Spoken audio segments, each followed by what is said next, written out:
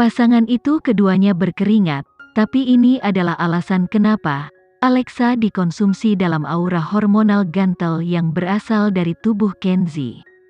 Dia kemudian mendengar suara dalam Kenzi, "Bisakah kau tetap menggunakan pinggulmu? Istriku tersayang, aku sudah menjadi biarawan selama setengah bulan terakhir. Rasanya sakit." Alexa merengek dengan lembut. Mendengar jawabannya, keinginan di mata Kenzi mereda. Saat dia akan melonggarkannya dari pelukannya, Alexa melingkarkan lengannya di pinggulnya, hanya bercanda, "Jangan terlalu kuat." Kenzi berbalik dan membawanya keluar dari gym ke kamar tidur. Dia bahkan tidak punya waktu untuk mandi, ketika dia langsung menempatkannya di tempat tidur dan menekan tubuhnya ke tubuh Alexa. Yang Alexa dengar hanyalah suara merobek-robek. Kenzi telah merobek sport bra dari tubuhnya. Dia kemudian membungkuk dan menempelkan bibirnya. Kenzi telah bertahan terlalu lama dan melawan keinginannya terlalu lama. Alexa tiba-tiba merasa dia tidak bisa mengikuti intensitas Kenzi. Untuk pertama kalinya, dia akhirnya pingsan karena kelelahan. Super venue. Ini adalah penampilan pertama Alexa di depan publik sejak cedera. Itu juga pekerjaan pertama yang akan dia ambil sejak mengumumkan bahwa Kenzi adalah manajernya. Pukul 7 malam Kenzi mengantar Alexa ke ruang tunggu studio televisi. Mereka akan menerima wawancara singkat sebelum pertunjukan. Tapi, dengan pengawasan ketat Kenzi, reporter itu tidak mendapat kesempatan untuk mengajukan banyak pertanyaan. Dia begitu terbatas sehingga Alexa merasa sedikit tidak enak untuknya. Siapa yang menyuruhnya memiliki manajer yang begitu ketat? Reporter itu tidak bisa tidak memohon pada Alexa, "Bisakah kau menjawab beberapa pertanyaan lagi?" "Alexa, aku sangat menyukaimu. Aku tidak akan bertanya tentang gosip, aku hanya ingin menanyakan beberapa hal yang aku ingin ketahui." Alexa tidak bisa menahan tawa ketika dia menunjuk ke arah Kenzi yang berdiri di samping. "Tanyakan padanya." Seolah wartawan punya nyali untuk bertanya pada Kenzi. Kenzi hanya berdiri di sana, tetapi siapa yang tidak takut padanya? Beberapa saat kemudian, Kenzi menatap Alexa, memberi isyarat padanya untuk memasuki studio siaran. Alexa tersenyum ketika dia berdiri. Setelah menjabat tangan reporter, dia berjalan ke Kenzi. Reporter kecil itu menyaksikan ketika keduanya menghilang dari pandangannya.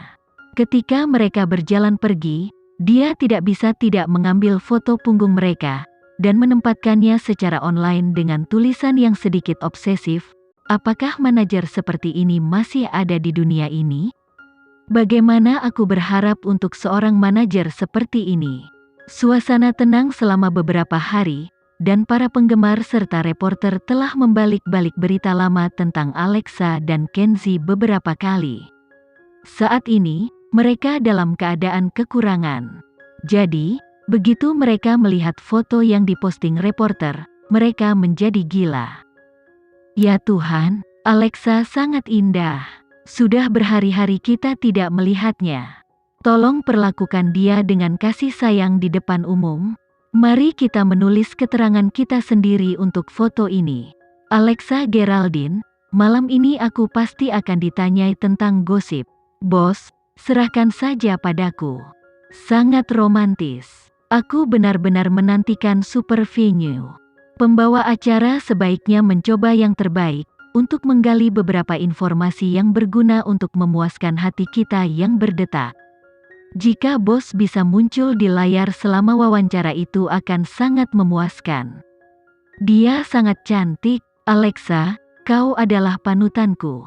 Aku jatuh cinta dengan guru matematikaku dan telah memutuskan untuk mengejarnya. Kau telah memberiku keberanian untuk menjadikannya guru matematika pribadiku. Aku ingin dia menunjukkan ajarannya setiap hari. Tidak ada yang lebih baik dari itu." Komentar di atas, "Kau benar-benar tidak terkendali dan liar. Namun, aku juga berencana untuk mengejar pelatih pribadiku." Halo semuanya, selamat datang di Super Venue minggu ini. Aku adalah pembawa acara kalian. Ketika pidato pembukaan pembawa acara jatuh di telinga para penonton, di belakang panggung, Alexa merasa sedikit gugup. Hari ini, dia mengenakan gaun alain hitam sederhana, rambut hitam pekatnya yang lembut diikat menjadi kuncir kuda yang longgar dan makeupnya relatif jelas, membuatnya tampak sangat cantik dan bersemangat. Karena cedera pinggulnya, Kenzi tidak mengizinkannya memakai sepatu hak tinggi, dan membatasi dia untuk melakukan gerakan yang sulit. Dia juga memperingatkannya untuk tidak berdiri terlalu lama. Akibatnya, Alexa merasa sedikit tidak berdaya. Siapa yang membuatnya pingsan tadi malam? Mari kita sambut model terkenal, Alexa Geraldine. Begitu dia mendengar isyarat pembawa acara, Alexa mempersiapkan dirinya untuk berjalan di atas panggung. Pada saat ini, Kenzi mengulurkan tangannya dan membelai rambutnya. Aku akan mengawasimu dari sini. Aku tidak akan pergi kemanapun. Jangan gugup. Alexa mengangguk. Pada kenyataannya, jika Kenzi tidak ada, dia sebenarnya tidak akan begitu gugup. Setelah itu, Alexa memasuki studio siaran dan menerima undangan pembawa acara untuk duduk di sofa. Setelah memberi salam singkat kepada hadirin, pembawa acara mulai menanyai Alexa tentang cederanya. Bagaimana pinggulmu? Mari kita selesaikan dulu masalah ini, sehingga penggemarmu tidak perlu khawatir tentangmu. Alexa memandangi para hadirin, sedikit memutar tubuhnya dan tersenyum. Aku pulih dengan baik. Terlepas dari aktivitas yang intens, aku bisa melakukan hal-hal lain tanpa masalah. Pembawa acara menyandarkan kepalanya di dagunya dan memindai Alexa dengan matanya. Kau telah mempertahankan penampilanmu dengan sangat baik. Apakah kau punya rahasianya? Kebugaran dan diet, itu adalah metode yang paling ilmiah, jawab Alexa serius. Hebat, karena tubuh Alexa sudah cukup banyak pulih. Kita harus mulai dengan super interview hari ini. Program kami sangat ramah, kami pasti tidak akan membuat hal-hal sulit bagi para tamu kami, pembawa acara tersenyum nakal pada Alexa. Namun, di setiap segmen, kami akan memasukkan 3 pertanyaan yang relatif panas. Alexa Geraldine, kau lebih baik mempersiapkan diri. Sebelum wawancara, mari kita mulai dengan sebuah pertanyaan. Biarkan aku mengungkapkan papan pertanyaan. Setelah berbicara, pembawa acara mengeluarkan papan tulis dari samping tempat duduknya, dan mengungkapkan pertanyaan pertama. Dengan itu, suasana hati para penggemar berubah. Pembawa acara mengangkat bahu dan menjelaskan, ini bukan pertanyaan yang aku siapkan, itu dipilih dari daftar pertanyaan penggemar. Jadi Alexa, bisakah kami mendapatkan jawabanmu? Menurutmu jenis manajer yang sempurna itu seperti apa? Alexa berada di posisi yang sulit ketika ekspresi ketidakberdayaan muncul di wajahnya. Dia kemudian menjawab dengan nada serius, Kenzi Leonard sempurna. Ah, para penggemar di studio meledak dalam gelombang jeritan. Mereka mengharapkan Alexa untuk mempermainkan di sekitar pertanyaan. Tetapi siapa yang mengira dia akan memperlakukan mereka untuk menunjukkan kasih sayang di depan umum? Hati perempuan mereka terasa seperti akan meledak keluar. Set.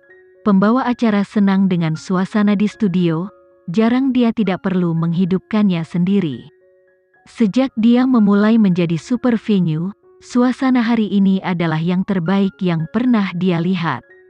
Selama dia memanfaatkan Kenzi dan Alexa dengan baik, peringkatnya pasti akan naik. Hebat, sekarang kita telah memperlakukan penonton dengan sedikit rasa manis. Mari kita mulai wawancara serius. Tim kami telah menyiapkan daftar frasa kunci untuk membuka pikiran batin Alexa Geraldine. Frasa pertama adalah 9 tahun. Apa yang terlintas dalam pikiran ketika aku menyebutkan 2 kata ini? Alexa berpikir sejenak dan akhirnya menjawab, aku mati dan hidup kembali. Bisakah kau jelaskan apa yang kau maksud dengan lebih detail? Karir model sangat mirip dengan aktor, mereka berdua tidak bertahan lama. Yang lebih menakutkan adalah, bahwa kebanyakan orang memiliki pandangan yang sudah terbentuk sebelumnya tentang model. Ketika mereka memikirkan model, mereka sering memikirkan model yang tidak berpengalaman dan tidak ditandatangani. Mereka juga memiliki pikiran kotor yang melibatkan X-rated. Tentu saja, ada pendapat yang luas dari orang-orang.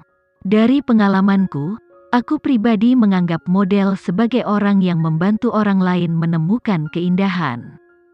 Jadi, meskipun ada pasang surut selama 9 tahun terakhir dan berbagai situasi, dengan keyakinan bahwa karirku terfokus pada kecantikan, aku telah memutuskan untuk bertahan.